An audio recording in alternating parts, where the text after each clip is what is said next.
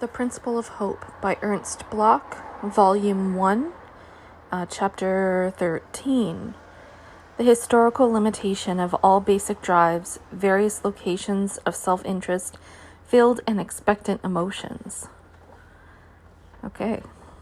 The urgent need. Very little, all too little, has been said so far about hunger, although this goad also looks very primal or primeval.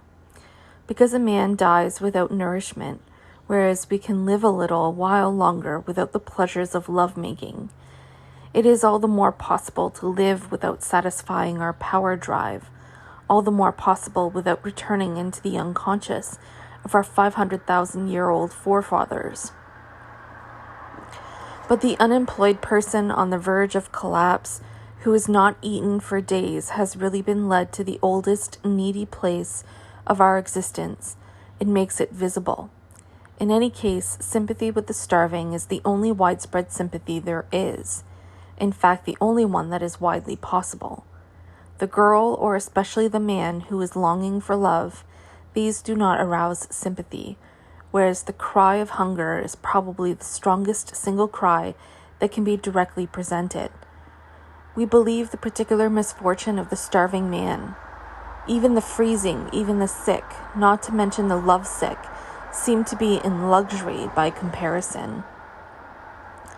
Even the most hard-hearted housewife will possibly forget her vexed stinginess when the beggar eats the soup she offers.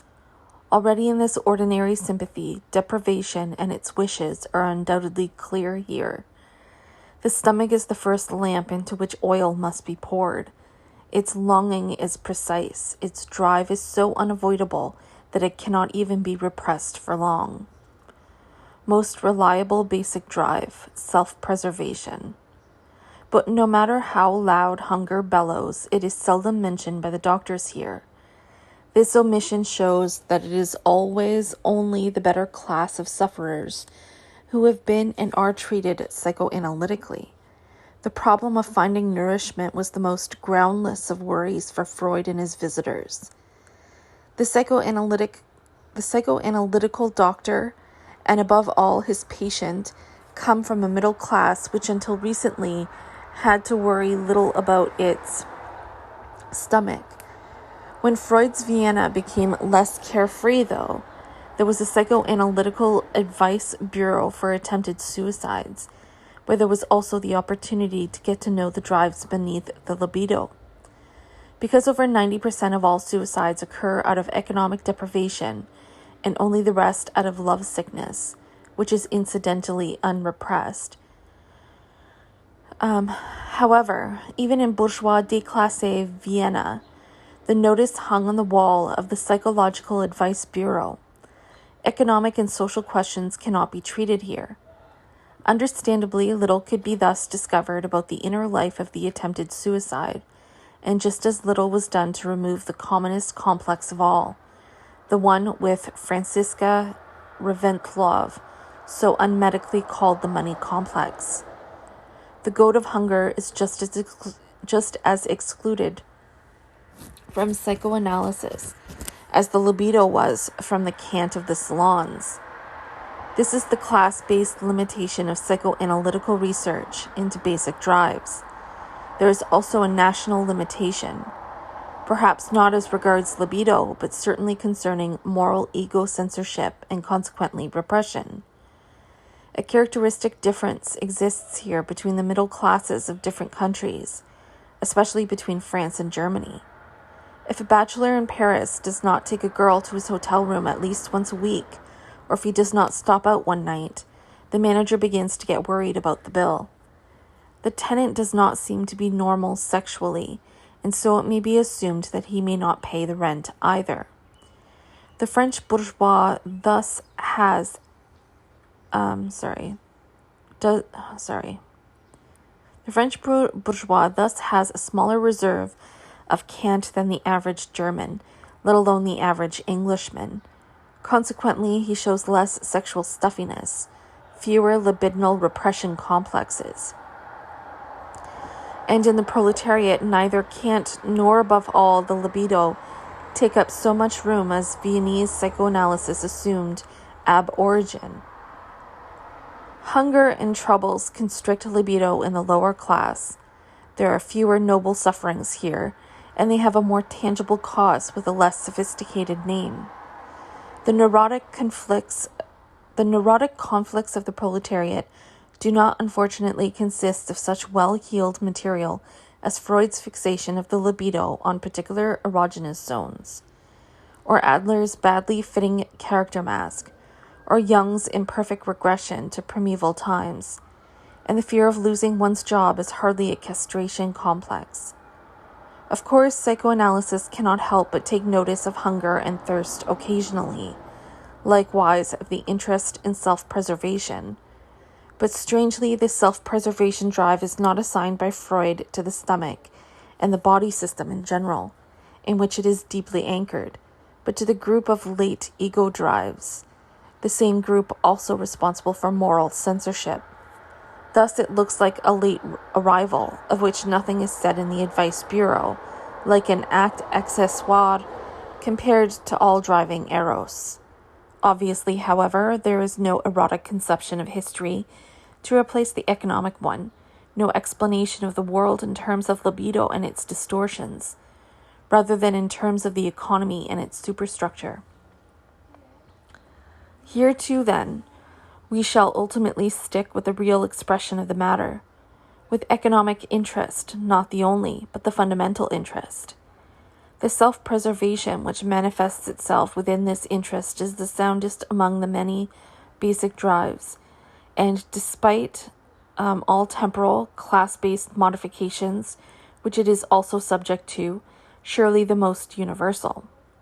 Therefore, it can be said, despite all reservations and the stated aversion to making things absolute, self-preservation, with hunger as its most obvious expression, is the only basic drive among the several which consistently deserves this name.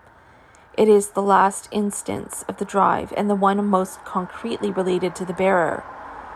Even the idealist Schiller had to teach that the world maintained its push and shove through hunger and through love, and furthermore he puts hunger in first place and love in second.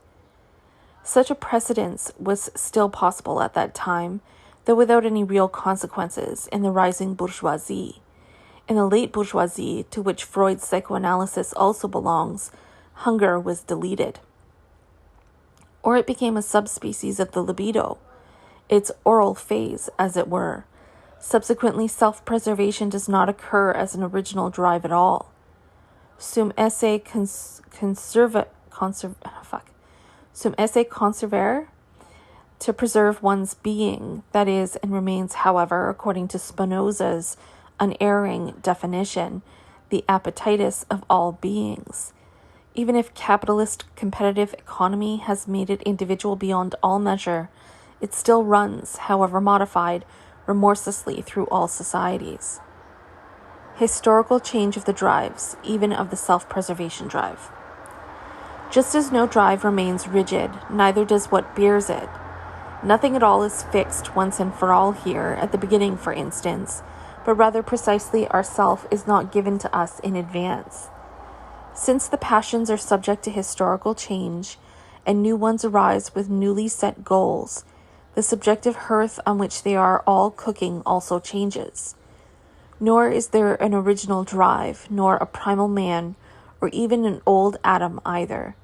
The supposed nature of man, in the sense rigid research into basic drives understands it, has been crossbred and broken up hundreds of times in the course of history. Among cultivated plants and breeding animals, an original variety may have been preserved because they are brought together in an external and artificial way in the breeding process. But this does not happen among men. Certainly, among cultivated plants and breeding animals, there is still the simple dog rose, which was ennobled into the luxury roses, and the wood pigeon, from which all our tame pigeons stem, to which they could possibly revert. Whereas historical man, even if he becomes wild, never again becomes primal man, from whom the various historical domesticated varieties emanated. He becomes a decadent barbarian with a well-known historically ordered psychopathology of drives. He becomes a bit of Bluebeard, or Nero, or Caligula, or Hitler, but not a Neanderthal man from the healthy diluvium. Even a great number of so-called primitives today are, as we know, nothing of the sort. They are not the oldest human creatures. Rather, they represent the waste products of great cultures. They are not old physis, but have long since become new physis, by virtue of inheriting historically acquired qualities. The heathen whom a missionary baptizes, the old Adam whom the Christian casts off, is himself again the Christ of an earlier practice and religion, that is, of an earlier radical change of the human creature. Therefore, the so-called man of primal drives is not to be discovered beneath historical and modern man, and, scientifically speaking, does not exist. What we call by this name is either, in Freud, the bourgeois man of drives, distorted and buried under the cant of the Victorian century, or he is even, in Jung, a fascist phantasmagoria, corked up in mythological bottles.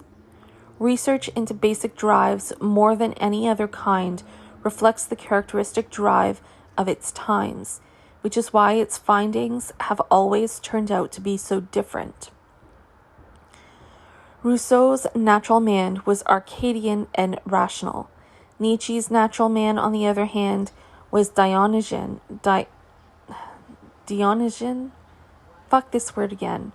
Dionysian and irrational, i.e., the one fulfilled the wishes of the Enlightenment, the other the wishes of imperialism, and simultaneously of the anti-capitalist longing smoldering amongst the bourgeois. Correspondingly, the historical location of the human creature, as characterized by Freud, can also be precisely determined. This libidoman lives, together with his dreamed wish fulfillments, in the bourgeois world a few decades before and a few decades after 1900, the key year of the secessionist liberation of the flesh from the spirit.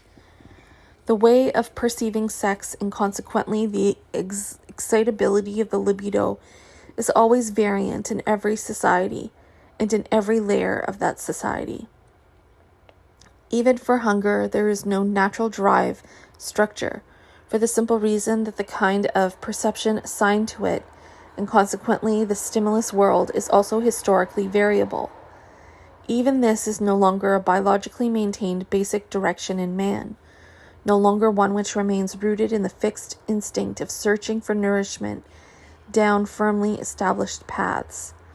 Rather, it interacts as socially developed and guided need with the other social, and therefore historically varying needs, which it underlies, and with which, for this very reason, it is transformed and causes transformation. The more and the more sophisticatedly, further and further layers are added to the appetite.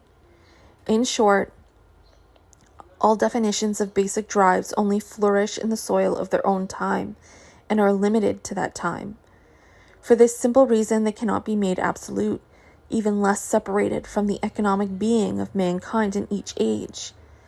Libido, which is confined in animals to the mating season, power drive, which sets in at the earliest with the division into classes, appear secondary in contrast, but incidentally all have hunger, appetite within them. The latter's need to be satisfied is the oil in the lamp of history, but even this primary need looks different according to the changing ways in which needs are satisfied. Economic interest forms the final instance in the historically existing framework of drives. But even this, precisely this once again, as we know, has its changing historical forms, the changes in the mode of production and exchange.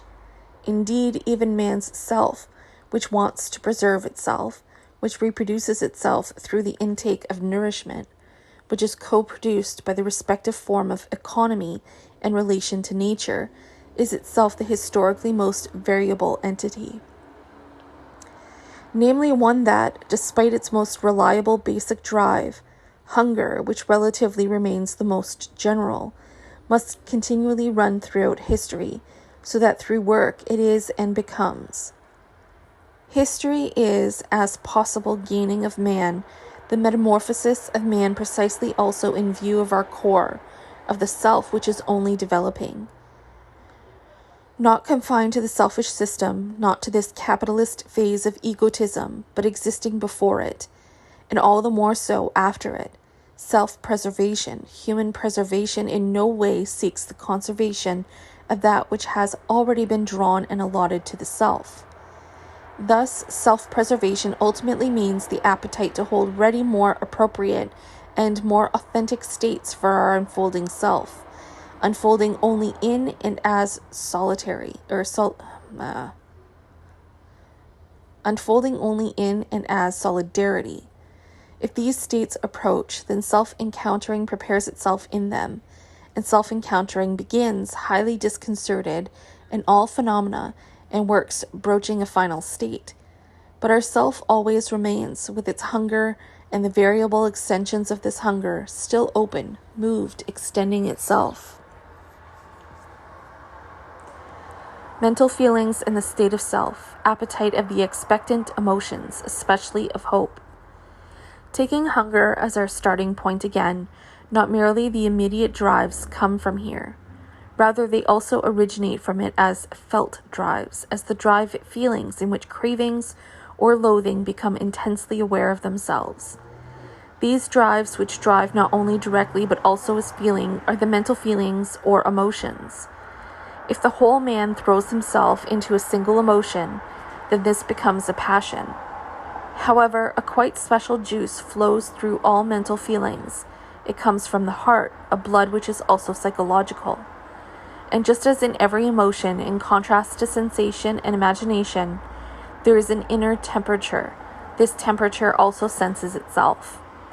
Thus, emotions are distinguished from sensations and imaginations, not least because they proceed, in that they become closely aware of their process as a still, semi-immediate feeling of self. They can in fact proceed in vaguely objective terms in this state-based self-awareness, before a distinct external object even appears to which the feeling mind relates. This happens not only in the diffuse and undecided state called state of being, and moreover less immediately, mood, of which more later, but also in the more decided state, in those mental feelings at least which belong from early on to organic dispositions. Thus there is in young people and in erotic personalities throughout their lives a kind of intransitive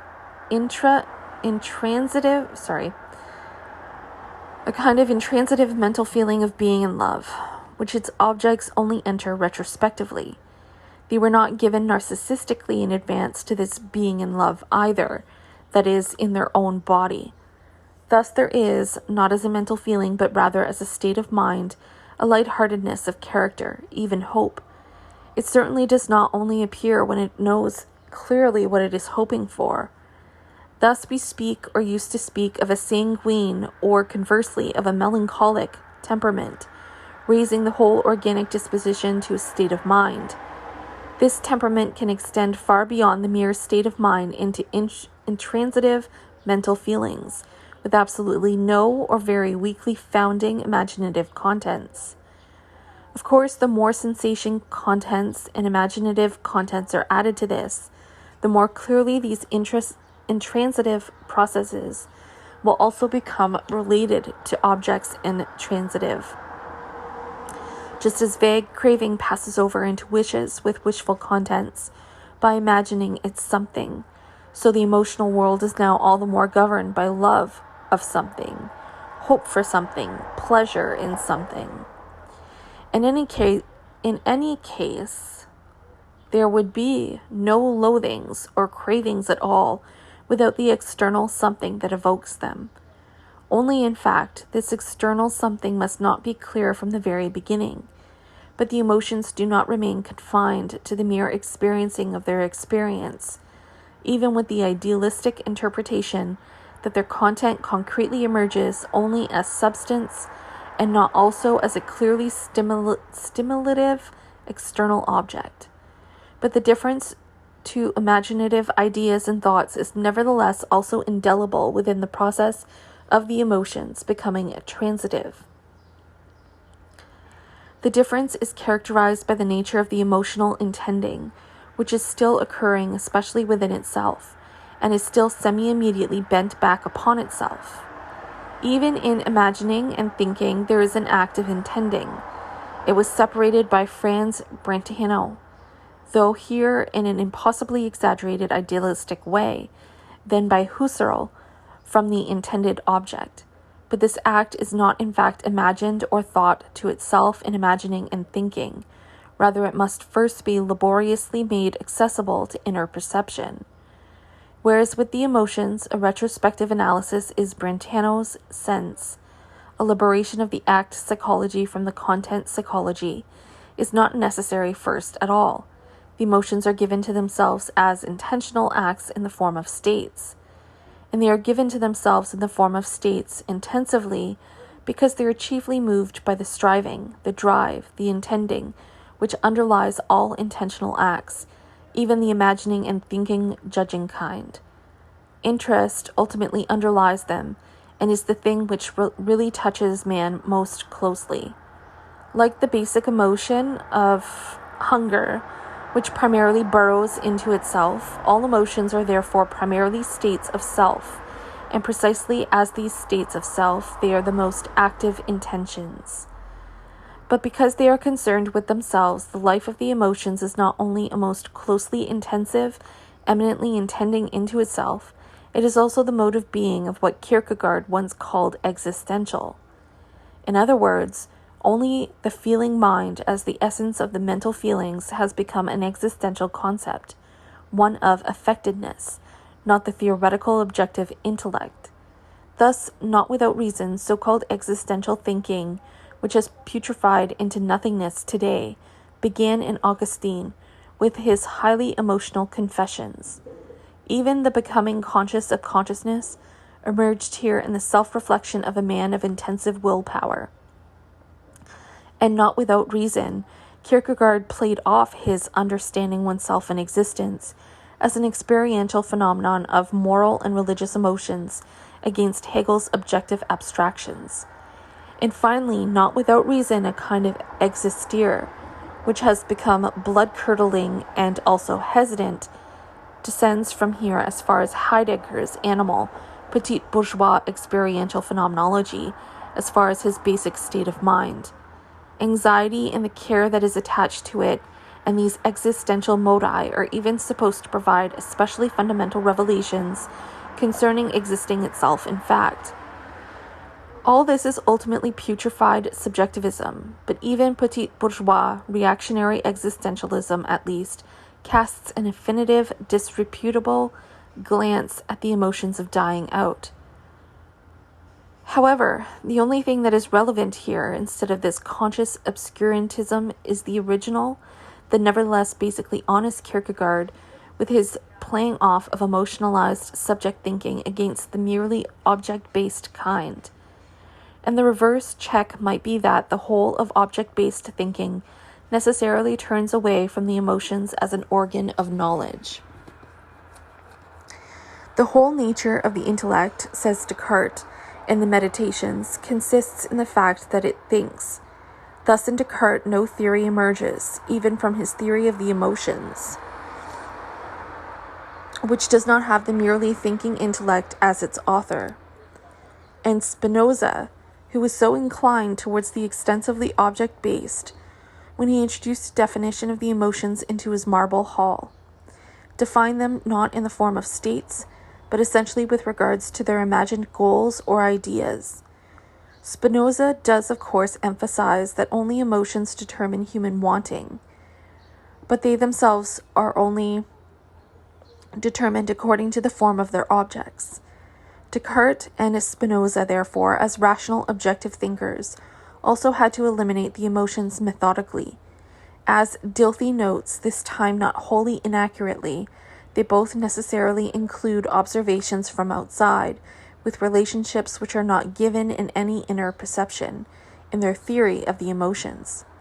So unswervingly is every understanding oneself in existence, connected with emotional closeness, and every pure observation of objects with turning away from the emotions.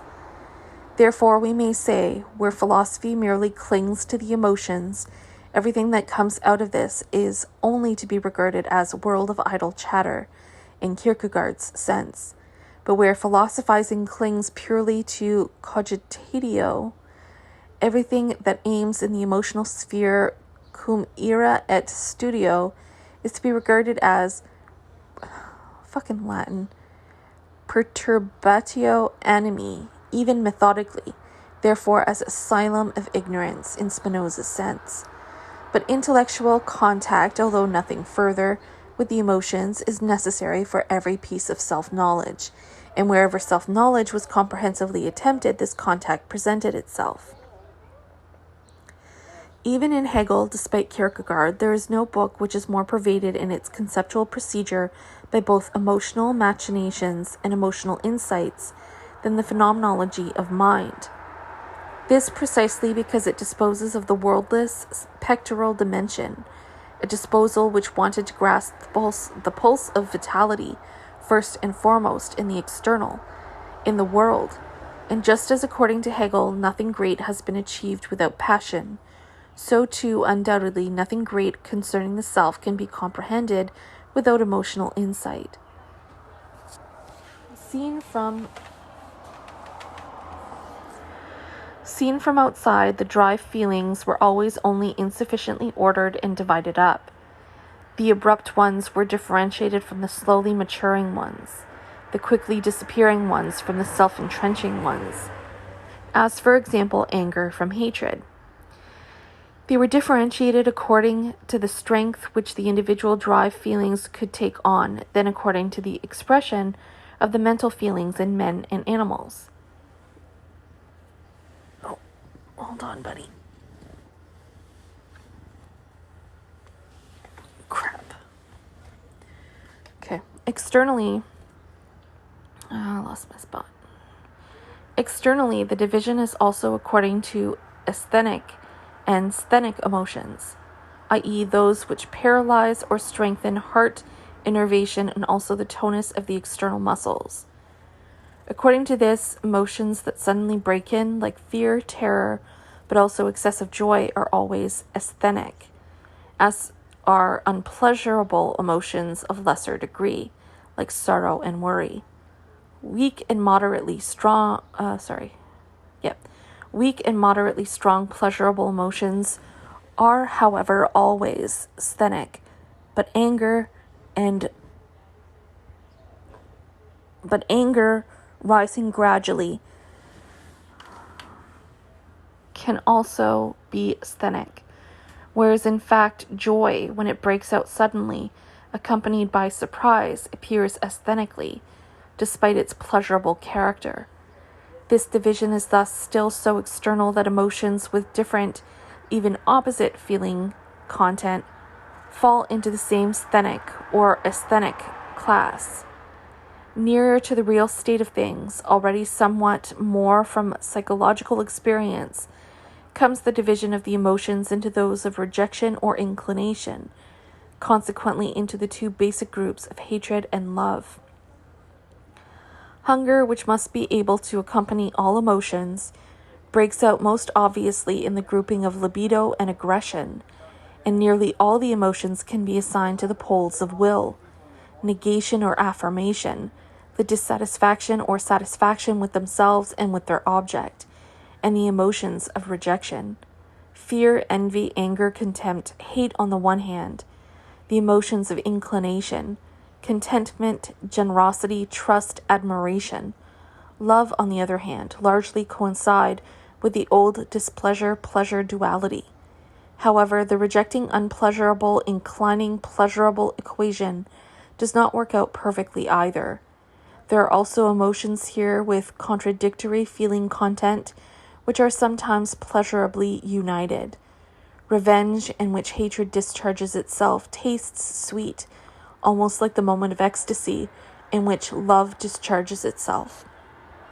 Likewise, there are emotions like greed, which, even though they lie on the side of inclination, do not have the least in common with pleasure, or there are mixed emotions, like resentment, in which the rejecting intention of envy and the inclining intention of admiration get along in a complex way, insofar as envy, in fact, transforms the admiration which is present into slander, so that it does not give rise to the unpleasant feeling of envy. It follows that even rejection and inclination, the poles of hate and love, do not fully cover the curious area, so rich in elisions, of the emotional modes of self. In retaining love and hate as basic groups, the attempt has therefore been made to transform the mere pole relation of both into a value relation. The emotions of rejection are thus consigned to a lower region, which is itself to be negated, and this, incidentally, since the class struggle also belongs here, appeal to reactionary psychology in Scheller. The emotions of inclination, on the other hand, with true cosmopolitanism,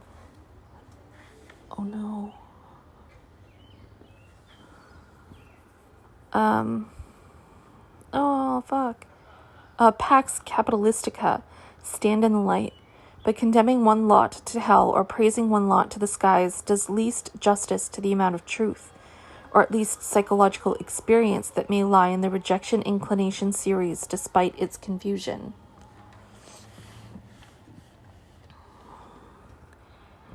Thus, to sum up, what has been imported from outside into the theory of the emotions must be completely removed. Only then does the correct order of the drive feelings emerge. This order must be discovered from the experienced appetite itself, and the result is then the only satisfying one, the division of the emotions into the following two series, into filled and expectant emotions, whereby justice is also done to the relatively legitimate aspects of the rejection-inclination series. This series extends at least as far as the group of expectant emotions, namely as unwish or as wish. The series in the real table of the emotions are now definable as follows.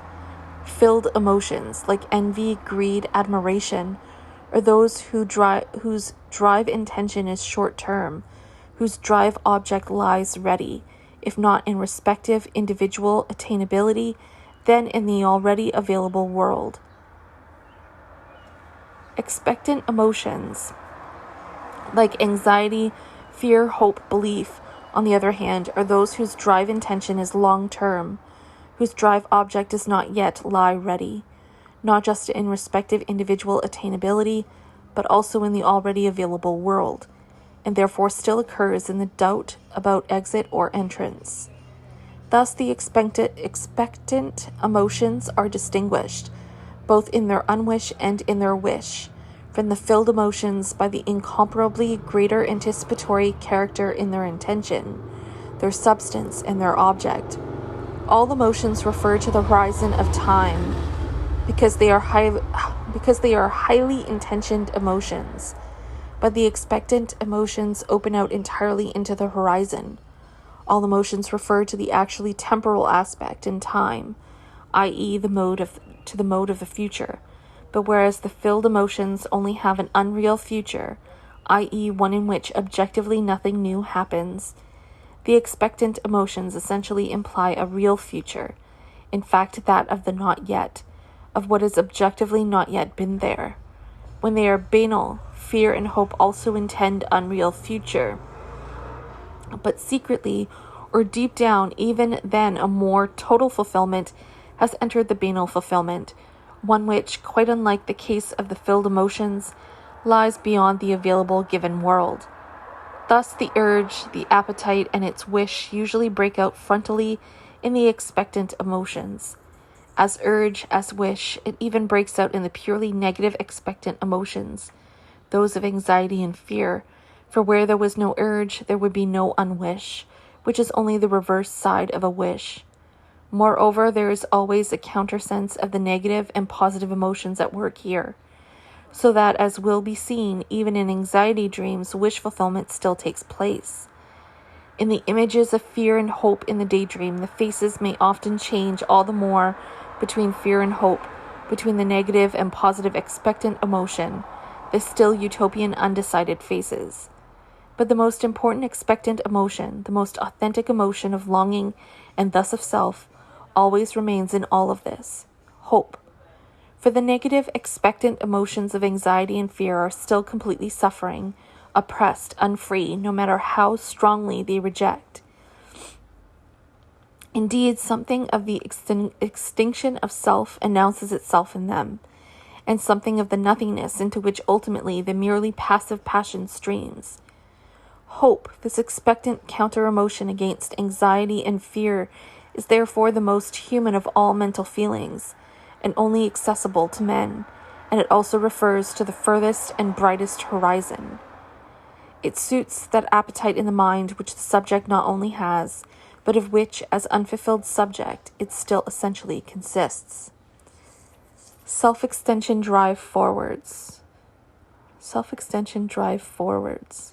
Active expectation. Okay. Hunger cannot help continually renewing itself, but if it increases uninterrupted, satisfied by no certain bread, then it suddenly changes. The body ego then becomes rebellious. Does not go out in search of food merely within the old framework. It seeks to change the situation, which has caused its empty stomach, its hanging head. The no to the bad situation which exists, the yes to the better life that hovers ahead, is incorporated by the deprived into revolutionary interest. This interest always begins with hunger. Hunger transforms itself, having been taught into an explosive force against the prison of deprivation. Thus the self seeks not only to preserve itself, it becomes explosive. Self-preservation becomes self-extension, and this overthrows what stands in the way of the rising class, ultimately of the classless man. Out of economically enlightened hunger comes today the decision to abolish all conditions in which man is an oppressed and long-lost being. Long before this decision, and for a long time during it, the drive towards satisfaction becomes a drive which survives the available world in the imagination, and in human work undertaken for the purposes of satisfying needs, transforming raw materials into richer and richer utility values. Consciousness runs as a consciousness which overhauls the available world in the imagination. Marx has the following to say about this, which has received nowhere near enough attention. We are assuming work in a form in which it belongs exclusively to man. A spider carries out operations which resemble those of a weaver, and a bee puts many human builders to shame with the building of its wax cells. Really, this hasn't gotten enough attention, dude? Gets a lot of attention. Anyway, but what distinguishes the worst builder from the best bee from the outset is that he has built the cell in his head before he builds it in wax. At the end of the work process, there is a result which already existed in the imagination of the worker at the beginning of that process, i.e. already existed ideally. Not that he only affects a formal change in the real, he also realizes his purpose in the natural world, a purpose he knows, which determines as a law his way of doing things, to which he must subordinate his will. Therefore it follows, before a builder in all areas of life knows his plan, he must have planned the plan himself, and must have anticipated its realization as a brilliant, even decisively spurring forward dream. In ideal terms, all the more necessarily the bolder, above all the more arduous the plan, towards which a man, in contrast to the spider or the bee, is looking ahead might be at that moment. And precisely at this point there is formed that which stimulates the wishful element in the expectant emotions, always arising from hunger, that which possibly diverts and fatigues us, or which possibly also activates and galvanizes us towards the goal of a better life. Daydreams are formed. They always come from a feeling of something lacking, and they want to stop it. They are all dreams of a better life. No doubt there are among them base, dubious, dismal, merely enervating, escapist dreams full of substitution, as is well known. This kind of escape from reality has often been combined with approval and support of the status quo, as is revealed most strongly in the empty promises of a better hereafter. But how many other wishful daydreams have sustained men with courage and hope, not by looking away from the real, but on the contrary, by looking into its progress, into its horizon.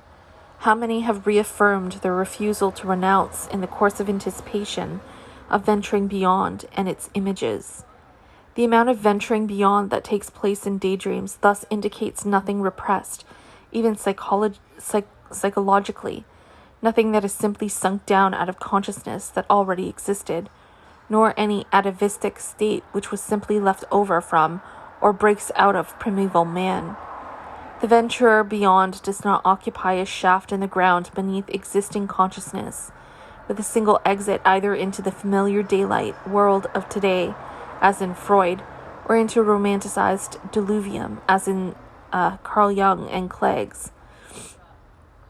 What hovers ahead of the self-extension drive forwards